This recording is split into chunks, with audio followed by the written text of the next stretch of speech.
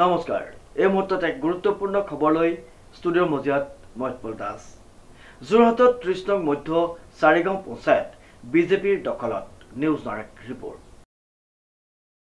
যোৰহাটত ৩০ নং মধ্য চাৰিগাঁও পঞ্চায়ত বিজেপিৰ দখলত বৃহৎ ভোটৰ ব্যৱধানত জয়লাভ আঞ্চলিক সদস্য বুবুল দত্তৰ পঞ্চায়তখনৰ 10টা ৱাৰ্ডতে বিজেপি সমৰ্থিত ৱাৰ্ড সদস্যৰ জয়লাভ ধন্যবাদ জ্ঞাপন কৰিছোঁ যেহেতু আপোনালোকে গম পাইছে যে আজি পঞ্চায়ত নিৰ্বাচনত আমি ৩১ নং মধ্য চাৰিগাঁও গাঁও পঞ্চায়তৰ আঞ্চলিক সদস্য প্ৰাৰ্থী হিচাপে বিপুল ভোটত জয় হৈছোঁ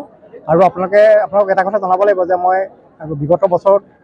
গাঁও পঞ্চায়ত সভাপতি আছিলোঁ এটা কথাই অনুভৱ কৰিছোঁ যে গাঁও পঞ্চায়ত সভাপতি থকা অৱস্থাত কি সততাই নিষ্ঠা হোৱাকৈ কাম কৰিছোঁ তাৰ ফলস্বৰূপে আকৌ মই আঞ্চলিক সদস্য হিচাপে জয় হৈছোঁ বুলি ভাবিছোঁ আৰু এই ক্ষেত্ৰত সঁচা অৰ্থত ক'বলৈ গ'লে মই যি জয় হৈছোঁ এই গোটেইখিনি মই নিজৰ যুৱচাম আৰু ৰাইজকে মই বিশেষভাৱে অগ্ৰাধিকাৰ দিছোঁ যিহেতু তেওঁলোকক বহুত কষ্ট বিনিময়ত আৰু মোৰ যিখিনি সামাজিক দায়বদ্ধতাৰে যিখিনি কাম কৰিছিলোঁ তাৰ এই ফলস্বৰূপে মই বিজয় হৈছোঁ হয় যেতিয়াই মই আচলতে কথাটো কি হয় মই যেতিয়াই বিজয় হৈছোঁ যেতিয়া আমাৰ গোটেই যুৱচামখিনি বা ৰাইজ মোৰ ওচৰত সমবেত হৈছে তেতিয়া মই ভাবিছোঁ আজিৰ পৰা মই আৰু দায়িত্ব বাঢ়িল আগৰ গাঁও পঞ্চায়ত ব্যৱস্থাত মই এটা অঞ্চলভিত্তিক কাম কৰি আছিলোঁ এতিয়া মই ব্লক পৰ্যায়ত আঞ্চলিক পঞ্চায়তৰ যেতিয়া আমি ব্লক পৰ্যায়ত কাম কৰিব লাগিব তেতিয়া পৰিসীমাটো বহল হৈ যাব গতিকে মোৰ দায়িত্ব বাঢ়িছে আৰু মই ভাবিছোঁ যেনেদৰে গাঁও পঞ্চায়ত সভাপতি থকা অৱস্থাত মই সততাৰে কাম কৰিছিলোঁ আৰু তেনেধৰণে আপোনালোকৰ সহযোগত আচলতে সম্বাদ মাধ্যমৰ প্ৰতিটো ক্ষেত্ৰতে সহযোগ বিচাৰোঁ গতিকে আপোনালোকৰ সহযোগত আপোনালোকৰ উপদেশ বা মানে যিখিনি পৰামৰ্শ আছে সেইখিনি লগত লৈ মই অঞ্চলৰ ৰাইজৰ যিখিনি কাম আছে সেই কামখিনি কৰি যাম বুলি মই অনুভৱ কৰিছোঁ আমাৰ 2465টা ভোট পালোঁ মই এটা তেওঁ যিজনে কিমান ভোট পাইছে মই ধৰিব পাৰিম মই এটাই গম পাইছোঁ যে 475 মানত মই জয় হৈছোঁ বুলি বৃহত্তৰ চাৰিগাঁৱৰ পৰা নাওবৈচা গাঁও অঞ্চললৈকে শৈক্ষিক সামাজিক সাংস্কৃতিক সকলো দিশতে আপুনি জড়িত হৈ থাকে আগতেও আপুনি আগৰ 5 বছৰতো আপুনি সভাপতি হিচাপে আছিলে আপোনাক সেইবাবে ৰাইজে এই পদবীলৈ আপোনাক উঠাই দিছিলে গতিকে পুনৰবাৰ আপোনাক ৰাইজে বিবেচনা কৰিছে এই ক্ষেত্ৰত এইবাৰ ৰাইজৰ কাৰণে আপুনি কিবা প্ৰতিশ্ৰুতি লৈছে নেকি মই এটা কথাই ভাবিছোঁ যে যিহেতু গাঁও পঞ্চায়ত সভাপতি থকা অৱস্থাত বহুতো ৰাইজৰ হতাশা নিৰাশা যিখিনি আছিলে মই সেইখিনি ধৰক যিখিনি তৃণমূল পৰ্যায়ত কামখিনি কৰিছিলোঁ আজি আঞ্চলিক পঞ্চায়তৰ সদস্য যে এটা কথাই ভাবিছোঁ যে যিখিনি আমাৰ পঞ্চায়ত ভিত্তিত যিখিনি মানে কিছু ক্ষেত্ৰত পিছ পৰি আছে সাহিত্য হওক সাংস্কৃতিক হওক বা শৈক্ষিক যিখিনি পিছ পৰি আছে গতিকে আপোনালোকে ভালদৰে জানে মই যে গাঁও পঞ্চায়ত সভাপতি থকা অৱস্থাত যিখিনি ছাত্ৰ ছাত্ৰী যদি কিতাপৰ শৈক্ষিক ক্ষেত্ৰত যদি মেধাৱী ছাত্ৰ ছাত্ৰীৰ কিতাপ বা পঢ়া শুনাৰ ক্ষেত্ৰত যদি অসুবিধা হয় মই নিজেই পকেটৰ পৰা খৰচ কৰি তেওঁলোকক কিতাপ পত্ৰ কিনি দিছিলোঁ এতিয়া মই ভাবিছোঁ তেনেকুৱা যদি ছাত্ৰ ছাত্ৰী বিশেষভাৱে পঞ্চায়তখন ওলাই আমি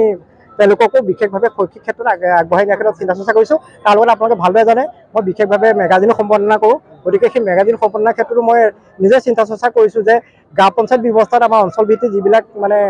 শৈক্ষিক সামাজিক ক্ষেত্ৰত যিখিনি ধৰক অৱদান থকা ব্যক্তি আছে সেইসকলক লৈ মই ধৰক এখন পুস্তিকা তৈয়াৰ কৰি মানুহক চিনাকি দিয়াৰ প্ৰয়াস কৰিছোঁ 10 নং ৱাৰ্ড কিমান নম্বৰ ৱাৰ্ড আছে 10 নম্বৰ আমাৰ 31ৰ গোটেইখিনি বিজেপি প্ৰাৰ্থী 10 গৰাকীয়ে বিজেপি জয়ী আৰু আঞ্চলিক সদস্য হৈছে জয়ী বিজেপি আৰু জেডপিচি যিজন হৈ আছে লিট লৈ আছে এটা মানে কাউন্টিং হ'বলৈ আছে 34টো সেইটো হ'লে 35টো কাউন্টিং হ'বলৈ আছে সেইটো হ'লে এনে লিট লৈ আছে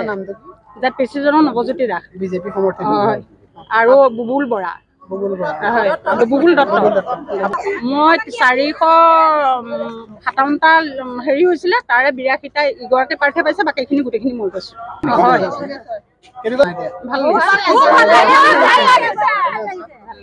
মানে কি আৰু যিখিনি মানে বেয়া পায় সেইখিনি আঁতৰাই থৈ ৰাইজৰ মাজতে থাকি কিবা কৰিব পাৰিলে ভাল পাওঁ